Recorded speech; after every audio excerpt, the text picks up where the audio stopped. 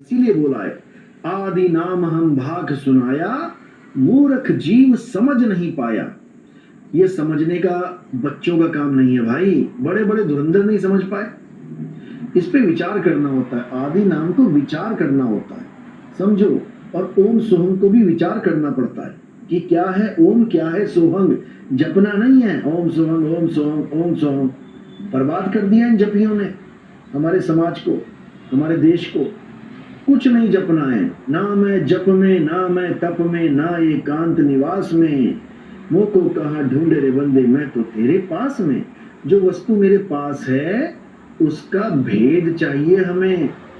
अरे वस्तु कहीं ढूंढे कहीं कैसे लागे हाथ, और गुप्त वस्तु तब मिले भेद ही लीजिए साथ। भेद ही लीना साथ में दीनी वस्तु लखाए, कोटि जन्म का पंथ था पल में पहुंचा जाए।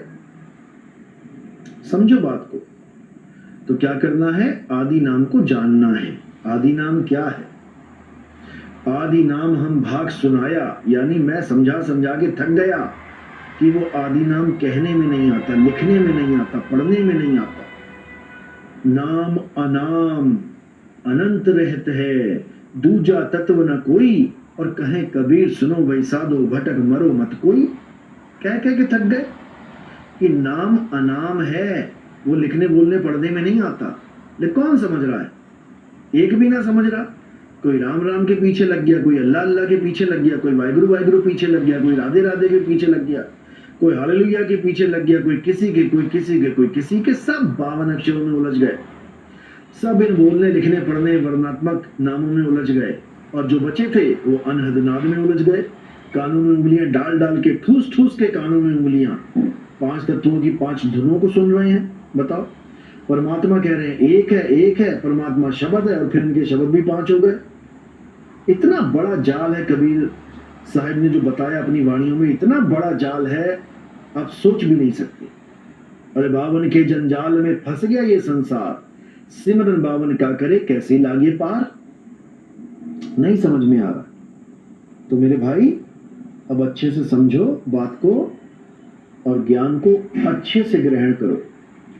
अब आदि नाम को जानो, अब ओम सोहम को जानो, तत्व ज्ञान के द्वारा जानो। तत्व ज्ञान का मतलब होता है तत्व का ज्ञान हो जाना। तत्वदर्शी संत का मतलब होता है तत्वों का दर्शन कराने वाला संत, ये नाम जपवाने वाला नहीं। बर्बाद कर दिया इन लोगों ने नाम जपवा जपवा के।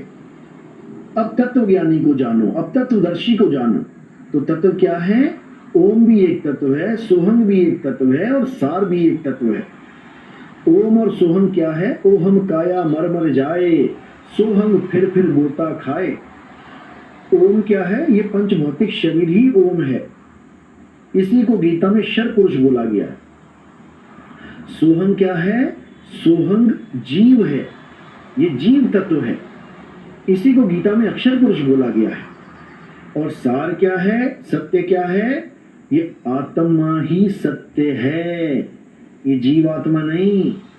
इसको अचल अडोल आत्मा, अकह अनाम आत्मा कहते हैं, स्थिर आत्मा कहते हैं। ये परमात्मा है।